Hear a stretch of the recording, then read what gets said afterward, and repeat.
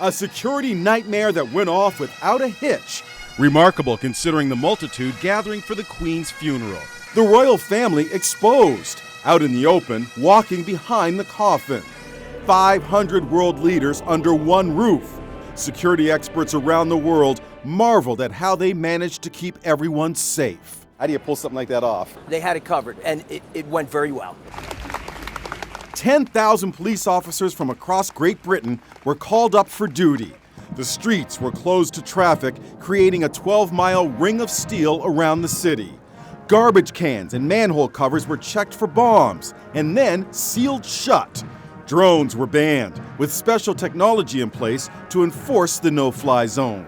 Officers on rooftops kept watch with sniper rifles. The most important things that were going on are things that we didn't see. The intelligence, the snipers, who's ever in the air, scoping, the drones that are also watching everything and anything. President Biden and First Lady Jill arrived in the Beast, his armored limo. Notice the second decoy Beast. They allowed the Beast, and rightfully so. It probably wouldn't have traveled without it. The U.S. president was the only leader with a motorcade. All the others arrived by bus. As the hearse carrying the Queen's casket made its way through the British countryside, onlookers threw flowers at it. Another major security concern. Someone could have thrown anything. Yeah, I was surprised to actually see that was allowed. It must be tradition.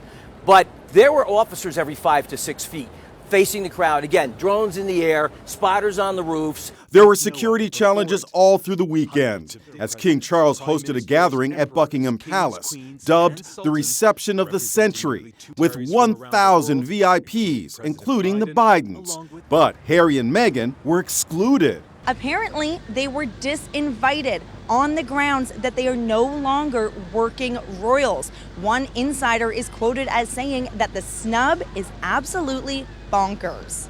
But author Tina Brown believes reports of a snub are overblown. I don't think that there's been any point really in the last 11 days when Harry has in fact been dissed. I think it's simply that he's now no longer a working royal who's actually part of the ongoing royal show. So there's inevitably a certain delicacy about the way he's included and where he isn't. Despite the slight, the brothers appeared united in grief at this extraordinary vigil for the Queen on Saturday night.